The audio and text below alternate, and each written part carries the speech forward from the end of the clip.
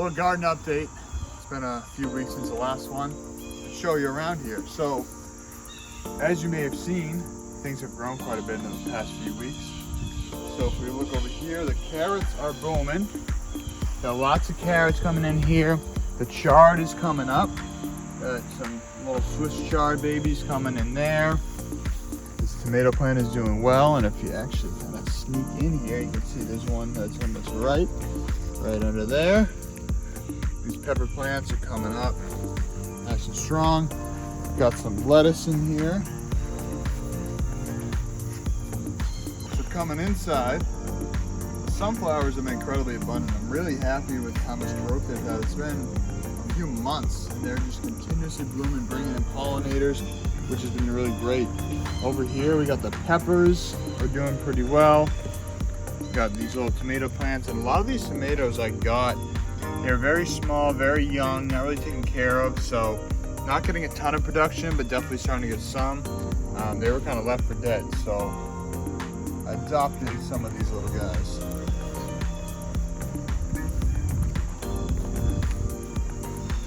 And then over here, look at these onions.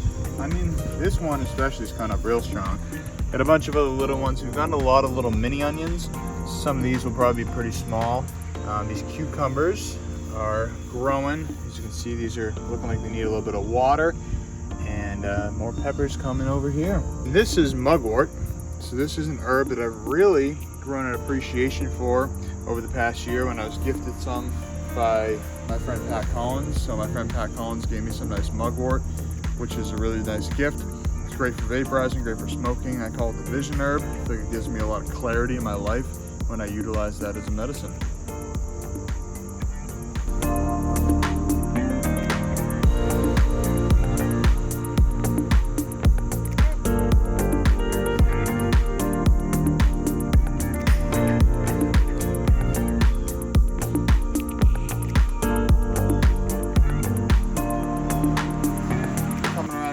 Garden on the side of the house. This was a new addition. I don't know if this was in the last video. And so now what we got going on here, and again, you can see the cucumbers are looking like they need a little water. So this is something I talk about in my gardening courses, is learning the language of plants. You can see how these are drooping a little bit. So this is going to be telling us, hey, you know, this is the body language of the plants. They need a little water. Same thing with the kale. You can see this is drooping. So I'm going to give these a little watering. But this is the new addition. So these snappies have gotten a little bit demolished over here by the, I think the squirrels are digging up the little seeds. They're trying to save them for the winter. So I've tried to revive some of them, but they're having a little bit of a hard time. So we'll see what happens. And then coming over here, the herb garden. Some of these are starting to come to an end.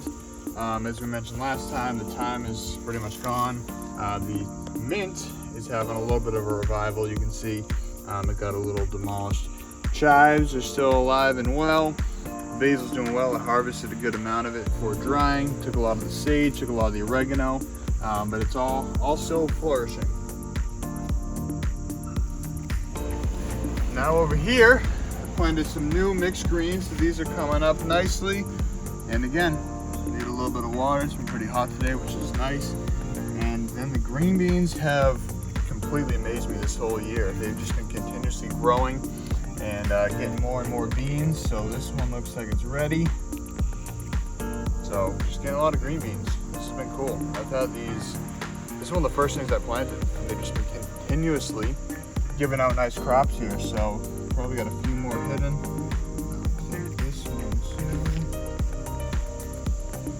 And what's cool about green beans or snappies, if you actually, I'm gonna let some of these dry out, and then you'll actually have the beans from the inside, which you can plant for the next year. So it's a great way to save seeds and reutilize ones that have performed well. And like I said, these have performed incredibly well. So I'm definitely gonna save some of these and see what we can do for next year. And they're a little dirty looking because when the rain comes from the roof, it splatters down here and gets all the dirt on them. So there is definitely they are a little dirty, but they're still growing green beans nonetheless. They've been incredibly resilient crops. Nothing better than homegrown.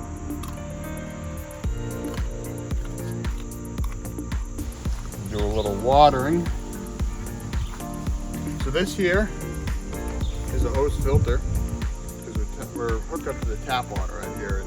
The last thing we want is our food or ourselves getting tap water. So this is just a nice little filter. It's nothing too crazy, but you know, it's better than nothing. So even if you can't afford the most fancy filter, start where you're at, use what you can, and your plants and your body will thank you.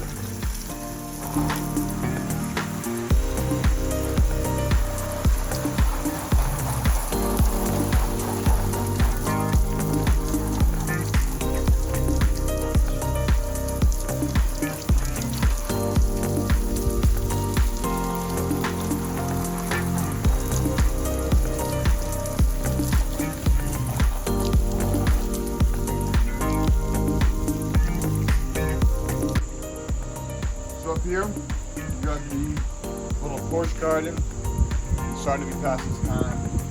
It's starting to get a little too cold for tomatoes and peppers. You can see these are starting to die off, which if they didn't have anything left, I'd just chop them.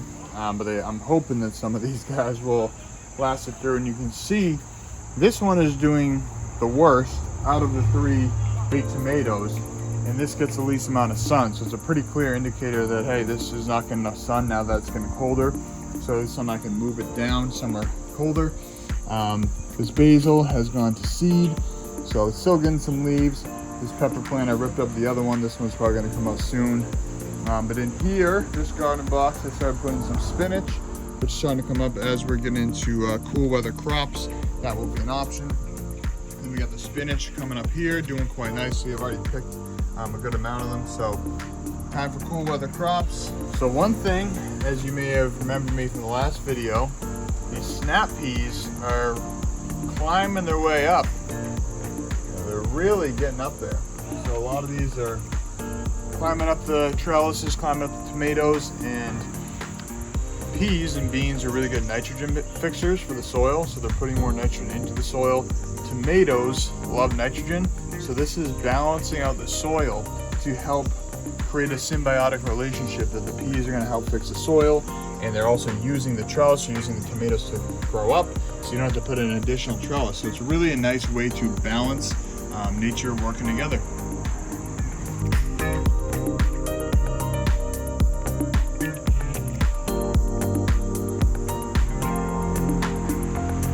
So then we got our indoor grow set up. So this is the new addition that's going on here as we're transitioning out of the outdoor grow as we're starting to get into the cooler months. So we come over here and we've got some lettuces, we got some chard, we got these snap peas that I've trained to grow up there. So they're just gonna keep on going up, and I'm gonna keep on training them that way. And then over here, got more chard, and we got some different seedlings. We have chard, we have peppers, and sage. The sage and peppers have not quite come up yet. But this is the indoor grow setup, and I'm going to be doing a new thing of microgreens starting pretty soon.